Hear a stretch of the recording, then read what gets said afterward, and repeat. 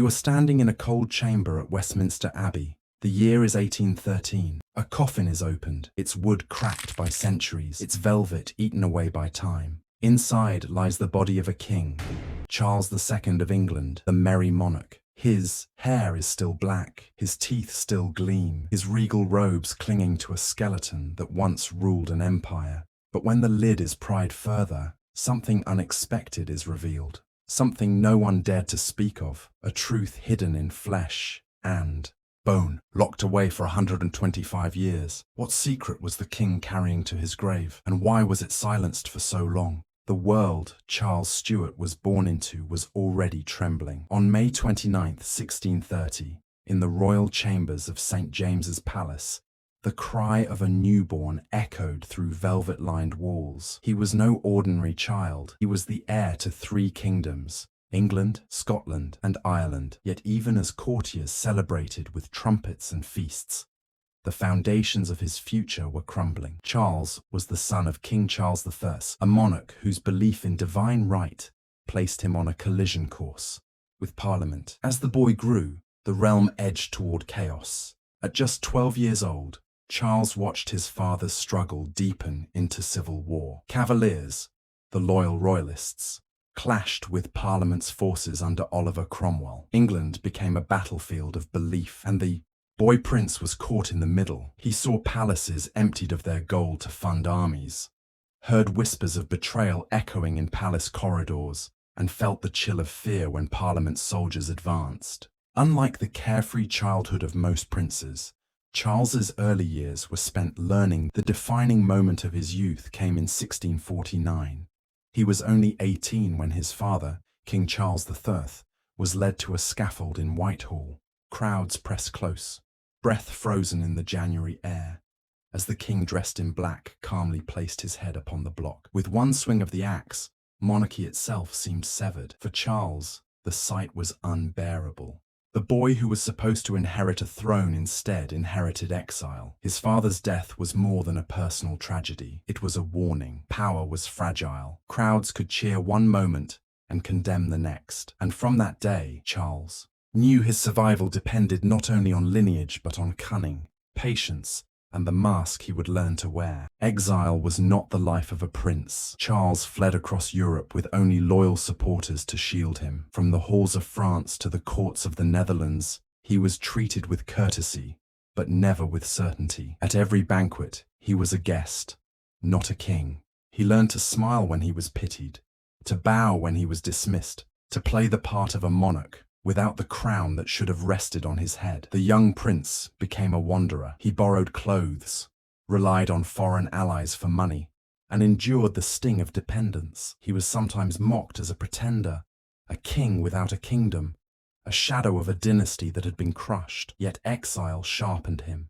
In the flickering candlelight of borrowed chambers, Charles studied faces, memorized promises, and calculated loyalties. He also discovered a truth that would define him. Charm could be as powerful as a sword. He was tall, dark-haired, and in European courts, his presence lingered like perfume. Women adored him, nobles entertained him, and enemies underestimated him. Every laugh he offered, every clever remark he made, was a weapon concealed beneath silk and velvet. Still, fear haunted him. At night, he would dream of his father's final moments, the axe falling, the crowd roaring. He woke sweating, certain that one day he might share the same fate. To be born royal was not only a privilege, it was a death sentence waiting to be written. But the boy who had lost everything refused to be broken. The fire of restoration burned in him. With each passing year, as Cromwell ruled England with iron discipline, Charles nurtured his hunger to reclaim what was stolen.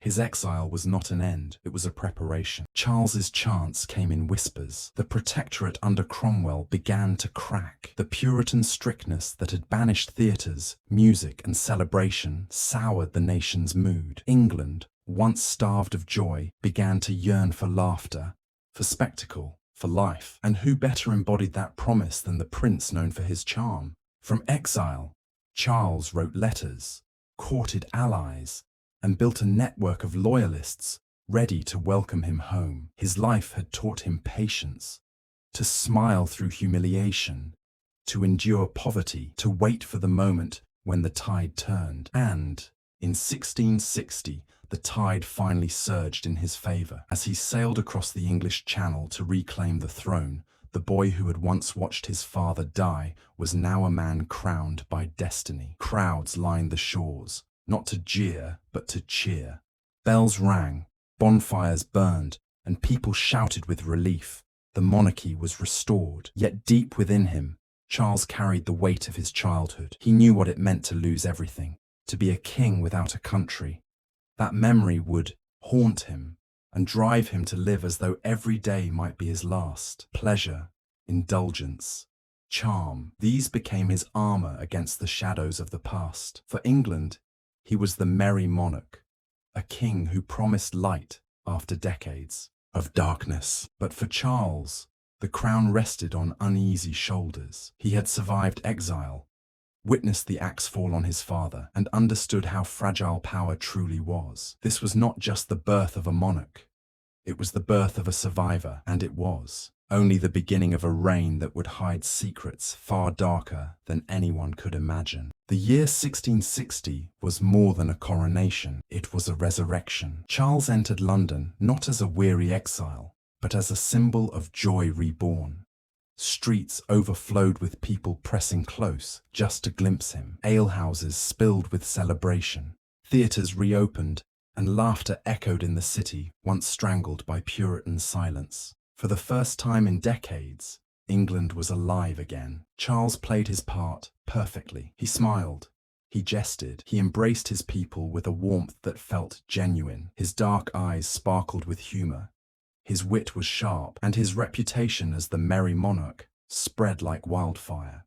He was the king who had suffered, the king who forgave, the king who promised merriment in place of mourning. But behind the glitter of pageantry, cracks were already forming. The restoration was not just about Charles, it was about rebuilding a monarchy under fragile conditions. Parliament had allowed him back, but only with limits.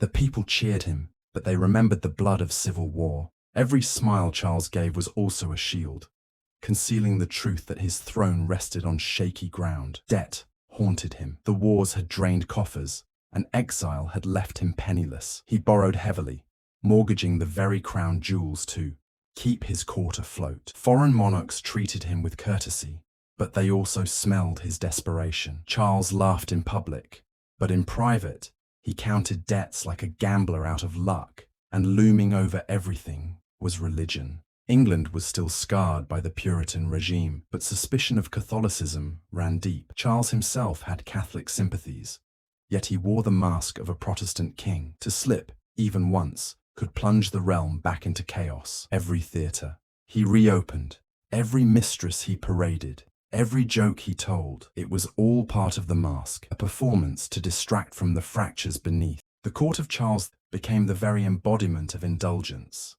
Silk gowns rustled in candlelit halls, musicians filled the night with song, and banquets overflowed with roasted meats and spiced wine. His court was not a place of solemn rule, but a theatre of life itself, dazzling, scandalous, intoxicating. Mistresses danced through his chambers like actors in a never-ending play. Barbara Villiers, Nell Gwynn, Louise de Querouaille, each more famous than queens themselves, fathered illegitimate children openly, scattering royal blood like seeds across England. It was a court of pleasure, where rules bent to the laughter of the king. But indulgence was never free. Behind velvet curtains, Charles negotiated with foreign powers to fund his extravagant lifestyle and his fragile throne. He signed secret treaties with France, promising religious tolerance in exchange for gold. He accepted bribes from merchants and favors from courtiers. To some, he was pragmatic. To others, he was simply a king for sale. The charm that dazzled his court also disarmed his enemies. He knew how to turn suspicion into laughter, how to transform anger into amusement. But even his wit could not silence the whispers. Was Charles secretly plotting to return England to Catholicism? Was he a monarch of conviction, or just a man masking his weakness with merriment? The contradictions defined him. He was a king adored by commoners who enjoyed his humour, yet mistrusted by Parliament that scrutinised his every move. He revived theatres, art and science, founding the Royal Society, yet he spent nights gambling and chasing pleasures that scandalised the pious. To the world, Charles wore the mask of joy, but to himself, he knew the truth. The merriment was a shield against the same axe that had ended his father. As long as he kept the people laughing, perhaps they would never sharpen the blade again. Still, shadows crept closer. The Great Plague of 1665 swept through London, turning laughter into silence. Whole families perished, streets emptied, the city reeked of death. Charles fled to the countryside, and though he returned, the mask of merriment was stained by the memory of a kingdom gasping for air. The following year brought fire. In 1666, flames consumed London, devouring homes, churches, and landmarks. For days the city glowed red, smoke blotting out the sky.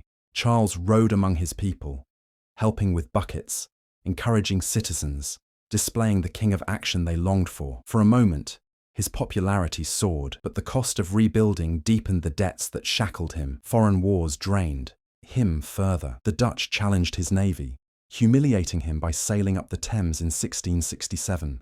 Burning ships before his own subjects' eyes. Charles smiled, but in private, rage and humiliation gnawed at him. His enemies saw a monarch who danced, but also one who bent to circumstance, and yet he endured. His reign was not one of stability, but of survival. He laughed, even when Parliament curbed his powers. He charmed, even when his own court mocked his extravagance. He forgave, even when betrayal coiled around him like a snake. The merry monarch became both mask and prison. Charles lived for joy, because he knew too well the taste of despair. He entertained the world, because silence reminded him of exile. He smiled, because he feared the executioner's axe waiting in the shadows. By the time his reign entered its later years, Charles was both adored and distrusted, celebrated and condemned. The mask had become inseparable from the man, and yet, beneath that laughter, his body was already beginning to betray him. Disease, indulgence, and the strange medicines of his time would slowly erode the monarch who had fought so hard to survive. The mask would not last forever, and when it finally slipped, the world would discover the secrets it had been hiding all along. Behind the laughter of the merry monarch lay a court tangled in silken sheets and whispered secrets. Charles II was a king whose heart belonged not to one woman, but to many. His mistresses were not hidden. They were paraded like trophies, painted into portraits, immortalized in scandal.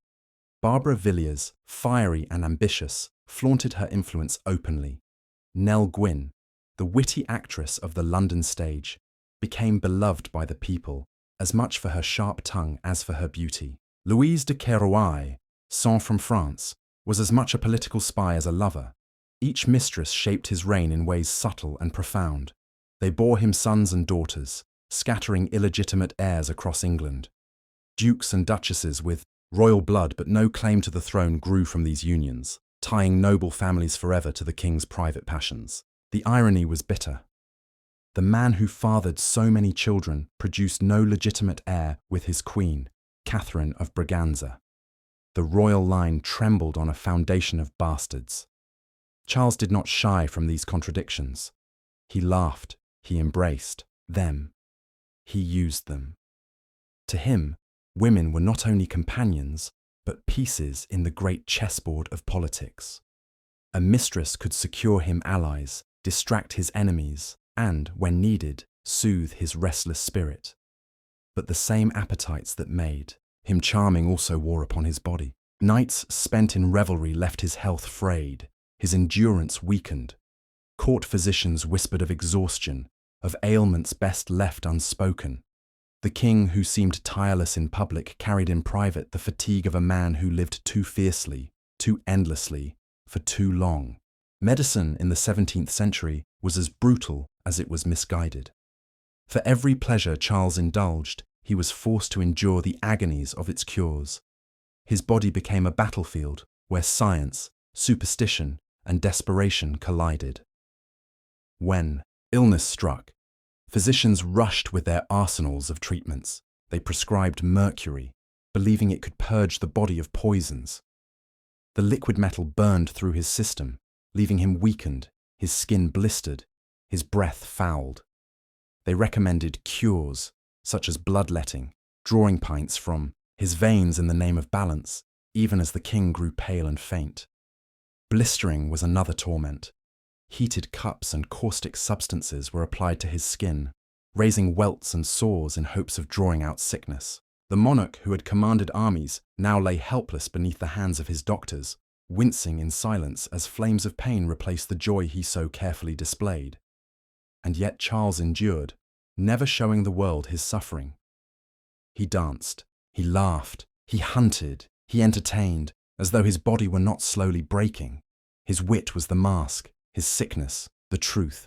At court, whispers spread. Was the king cursed by God for his indulgences? Or was he simply mortal, trapped like every other man in the limits of flesh? The very image of merriment was beginning to fray at the edges, revealing the fragile man beneath. Still, Charles pushed forward. For every evening of pain, he staged another night of revelry. For every blister raised by a physician's hand, he offered another clever remark at court. It was not only survival, it was defiance. The axe that had taken his father would not take him. If death came, it would have to wrestle him from the arms of life itself. By his final years, the toll was unmistakable. Charles's face, once bright with charm, grew lined and weary. His body, once filled with restless energy, slowed under the weight of constant treatments and hidden disease. Yet even then, he refused to abandon the mask of the merry monarch. To the world, he was still the king of pleasure, the man who fathered sons that became dukes, who filled palaces with laughter, who never allowed the past to choke the present. But behind closed doors, the truth whispered louder. His mistresses knew of his nights of pain. His physicians kept records of a body ravaged not only by indulgence, but by medicine itself. His queen, silent and sorrowful, carried the knowledge that her husband's legacy would not pass through her womb. Charles had built a life on contradictions, a king adored for joy, yet burdened by debt. A man who fathered dozens, yet left no heir. A monarch who laughed in public, yet suffered in private. Even in his own flesh, the contradiction endured.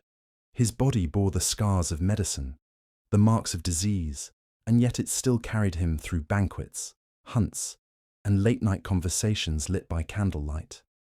Perhaps he knew, somewhere deep within, that his body would one day tell its story more clearly than he ever could, that when his coffin was opened, when curious eyes peered into the remains of the merry monarch, the truth would linger not in words, but in bone and blood. For the king who lived to hide behind laughter, the greatest secret was buried within himself. It began with a seizure. On the morning of February 2nd, 1685, Charles II was preparing for another ordinary day at Whitehall Palace. He had risen early, spoken to his courtiers, and even exchanged a few of his usual witty remarks. But suddenly, without warning, his body convulsed. He collapsed onto his bed, his face pale, his limbs shaking violently. The room fell into chaos. Physicians were summoned in haste, their footsteps echoing down the long corridors. Servants whispered, courtiers wept, and rumors spread like fire through the palace. The king was dying. Charles regained consciousness, but the ordeal was only beginning. The doctors gathered, each eager to prove his knowledge, each clinging to the medical practices of the age. Their cure was the very cruelty that passed for science: bloodletting. Silver bowls filled with the king's blood as leeches and knives drained him in the hope of restoring balance. As the hours passed, the king's chambers transformed into a theatre of suffering. Blistering agents were applied to his skin. Raising angry sores meant to draw out illness. He was given emetics to force vomiting, purges to empty his bowels, and foul-smelling potions of herbs, antimony, and mercury. Every treatment was harsher than the last, each leaving him weaker, trembling, and unable to rest.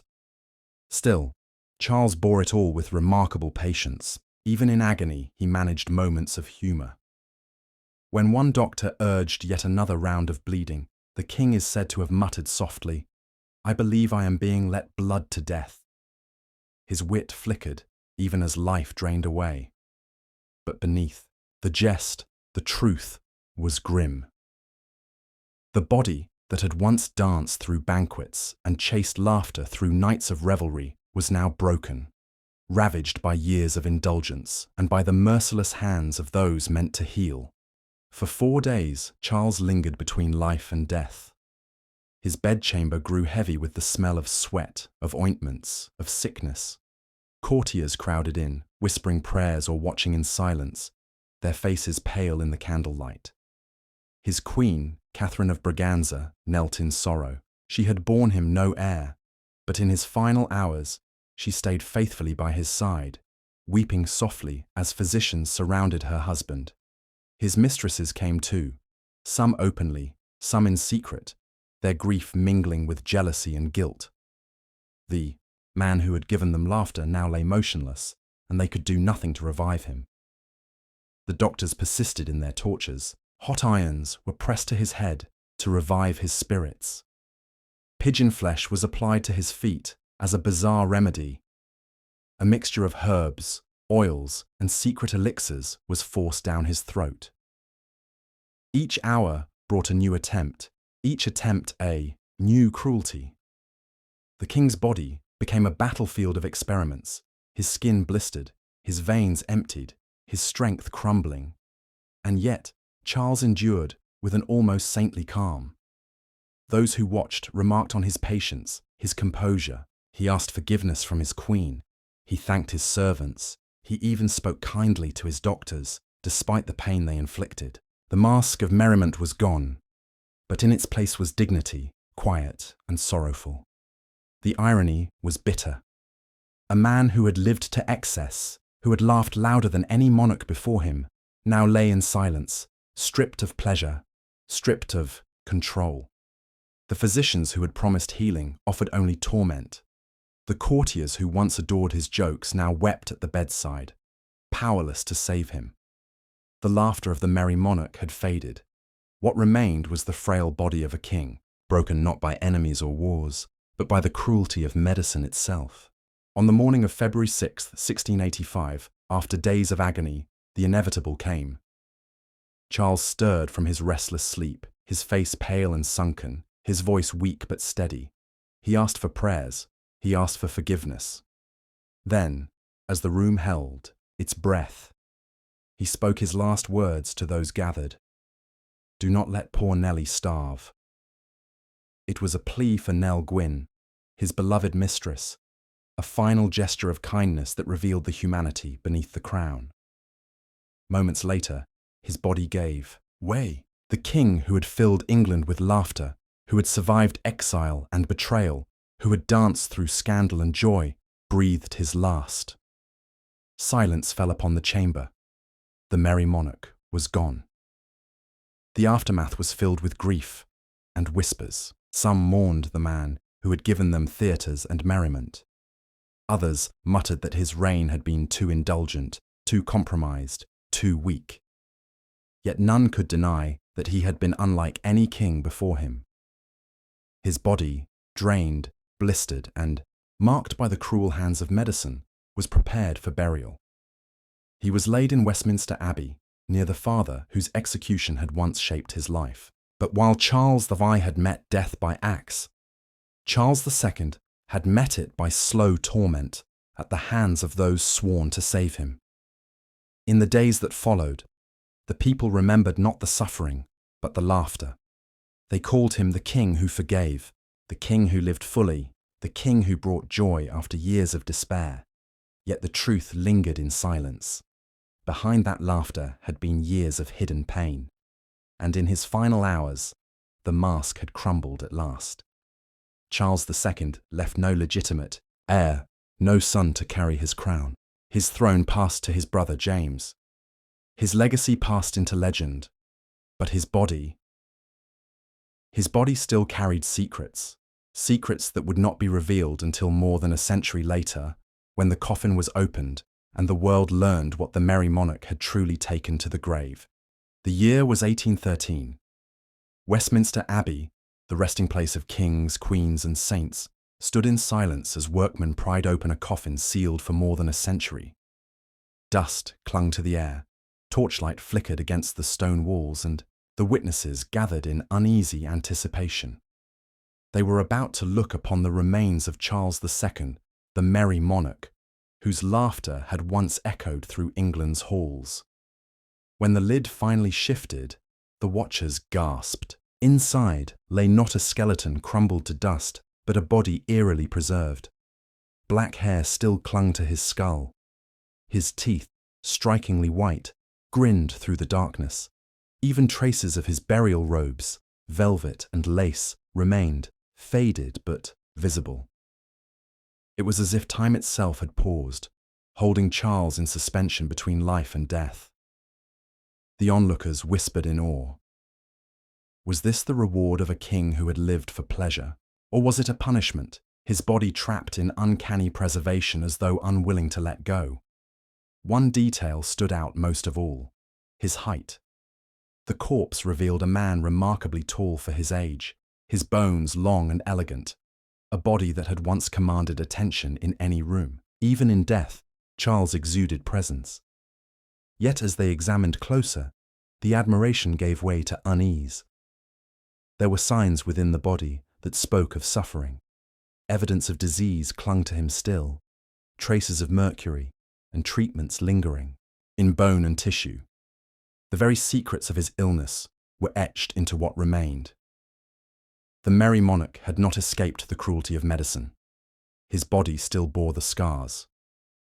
The silence deepened. What they had uncovered was not just a king's remains, but a story his body refused to let die. The preservation was strange, almost unnatural. For more than a century, other bodies had decayed to fragments of bone and dust, yet Charles seemed untouched by the years. His face, though shrunken, was recognizable. His hair was thick, his form intact, as though he had been laid to rest only days before. Some claimed it was proof of royal blood, that God himself had preserved the king. Others whispered darker explanations.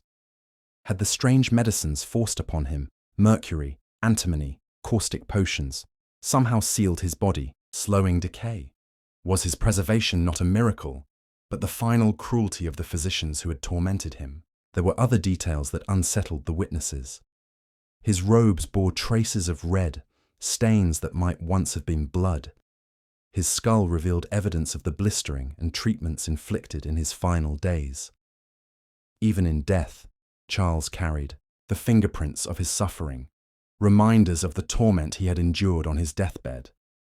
The observers noted something else too: the jawline strong, the teeth near perfect. Here was a man who had fathered countless children, who had charmed and seduced with ease. The very features that had defined the merry monarch in life lingered in his remains. But what was most chilling was the sense that the mask had not vanished. Even in death, his skull seemed to grin, a mocking echo of the laughter he had worn to conceal his pain. The exhumation left the witnesses uneasy. They had expected bones. Instead, they found a story, written in flesh and bone, a final performance from the king who had lived his entire life on a stage. And within that preserved body lay the unanswered question: what exactly had Charles carried to his grave? For the historians present, the discovery was a revelation. Charles II's body did not simply confirm his identity, it revealed his truth. His indulgences, his suffering, his illnesses, his treatments, all were etched into the remains.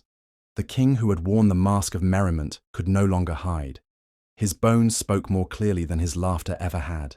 The eerie preservation suggested that death had not freed him from contradiction. Even in his coffin, Charles embodied paradox. A man of joy whose body told a story of agony, a king of life remembered through the stillness of death.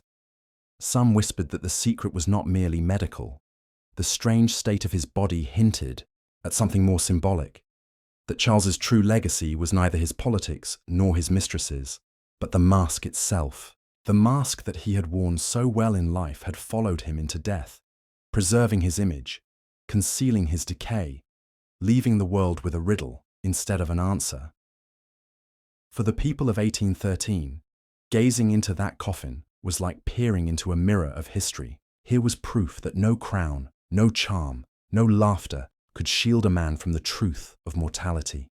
Even a king, even the merry monarch, was reduced to a body in a box, his secrets revealed only when the earth gave them back. As the coffin was closed again, silence filled the abbey. The witnesses departed with a story they would carry for the rest of their lives. The story of a king whose body had outlived his legend. And for us, centuries later, the lesson endures. Charles II lived behind a mask of laughter, but in the end, it was his body that spoke the truth. Kings may command nations, but their bones command honesty. The Merry Monarch's final performance was not on the stage of his court, but in the silence of his grave.